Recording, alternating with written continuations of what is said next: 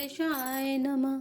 बर बस लिए उठाई और रामा लाए कृपा निधान सिया रामा। भरत राम की मिलनी लखी रामा बिसरे सबहि अपन सिया रामा। दीन दयालु बिरतु संभारी हरौ नाथ मम संकट भारी। अर्थात कृपा निधान श्री रामचंद्र जी ने उनको जबरदस्ती उठाकर हृदय से लगा लिया।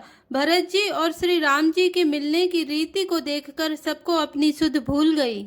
मिलनी प्रीति की मिजाई बखानी कभी कुले अगम करम मन वानी। परम प्रेम पूरन दो भाई मन बुद्धि चित अहमिति बिसराई।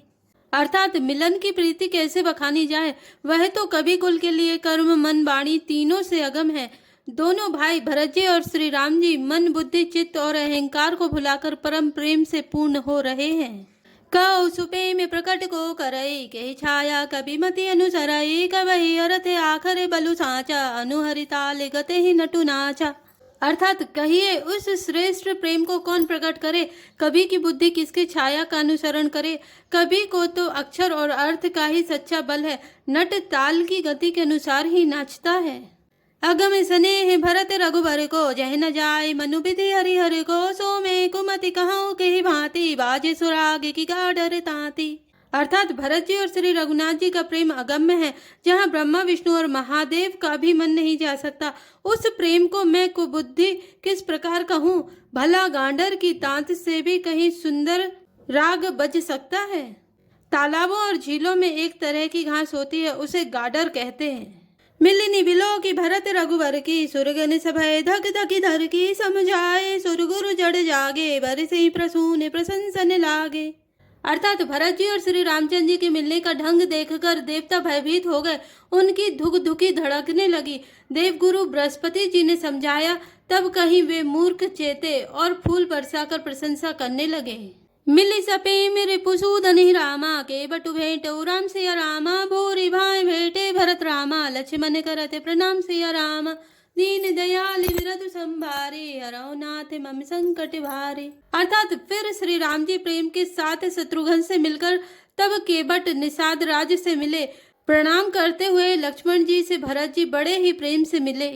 बेटे उलख निलल की लघु भाई बहुरी निषादुली ने उर लाई। पुनि मुनि गण दो भाई ने बंदे अभिमते आशीष पाई आनंदे। अर्थात तब लक्ष्मण जी ललक कर बड़ी उमंग के साथ छोटे भाई शत्रुघ्न से मिले। फिर उन्होंने निषाद राज को हृदय से लगा लिया। फिर भरत शत्रुघ्न दोनों भाइयों ने उपस्थित मुनियों को प्रणाम किया और इच्छित आशीर्वाद पाकर वे आनंदित हुए। सानुज भरत उमगे अनुरागा धरि सिर सिए पद पदों में परागा। पुनि पुनि करते प्रणाम उठाए सिर करे कमल परसि बैठाए। अर्थात छोटे भाई शत्रुघ्न सहित भरत जी ने प्रेम से उमंग कर सीता जी के चरण कमलों की रज सिर पर धारण कर बार बार प्रणाम करने लगे।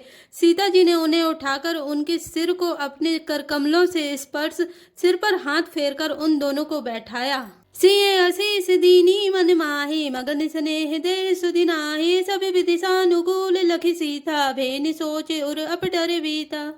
अर्थात सीता जी ने मन ही मन आशीर्वाद दिया, क्योंकि वे स्नेह में मग्न हैं।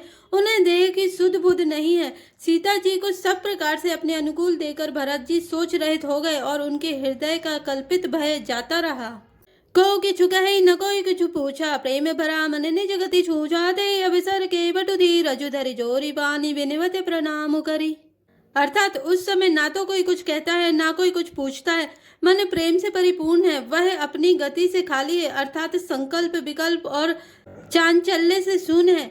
उस अवसर पर केवट निषादराज धीरज धर और हाथ जोड़कर प्रणाम करके विनती करने लगा।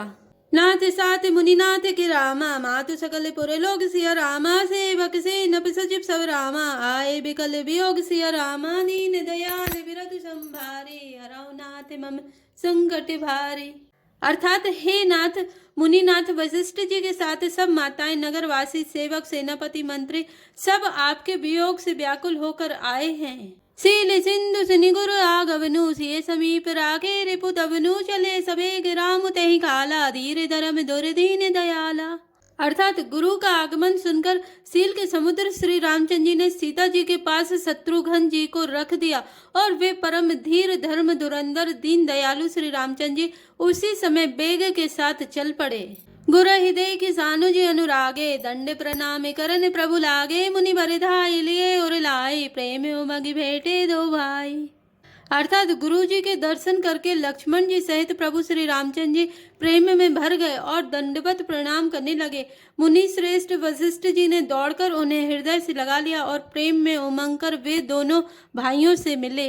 प्रेम पुलक केवट कही नामो कीन दूरी ते दंड प्रणामो राम सखा ऋषिवर बस भेंटा जनु मही लुठत स्नेह समेटा। अर्थात फिर प्रेम से पुलकित होकर केवट निषाद राज ने अपना नाम लेकर दूर से ही वशिष्ठ जी को दंडवत प्रणाम किया।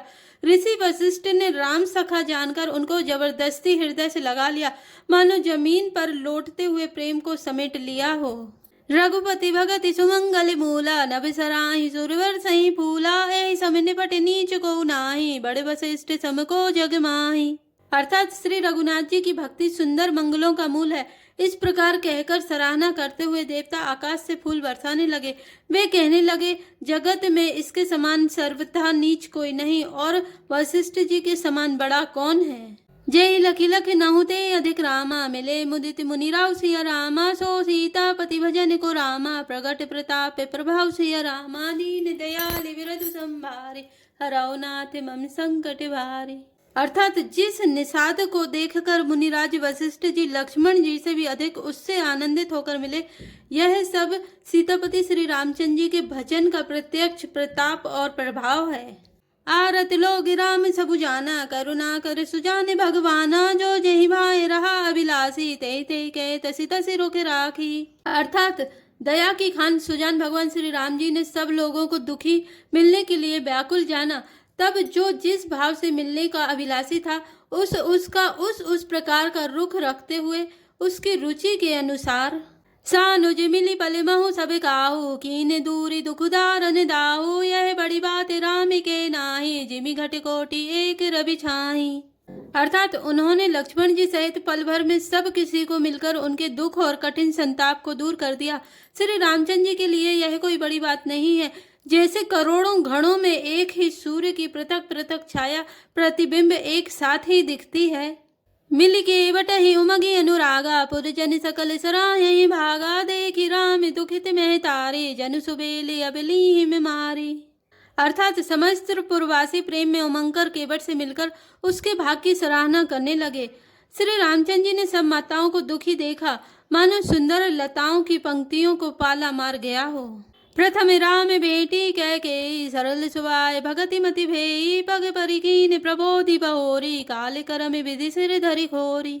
अर्थात सबसे पहले राम जी कैकेयी से मिले और अपने सरल स्वभाव तथा भक्ति से उसकी बुद्धि को तर कर दिया।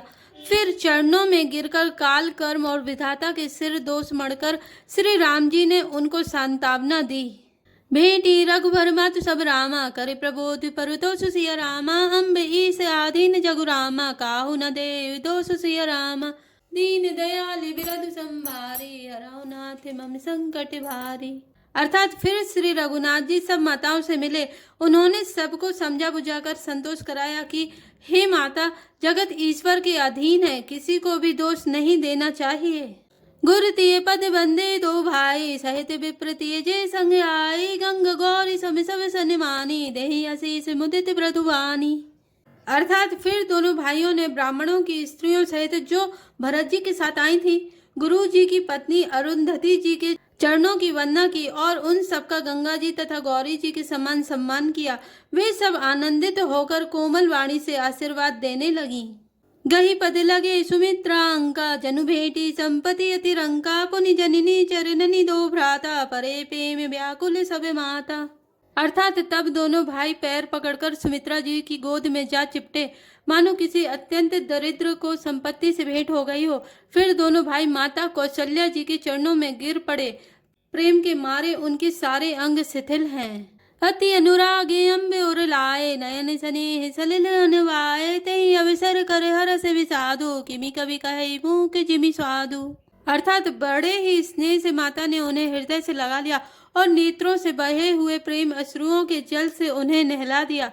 उस समय के हर्ष और विषाद को कवि कैसे कहे, जैसे गूंगा स्वाद को कैसे बतावे।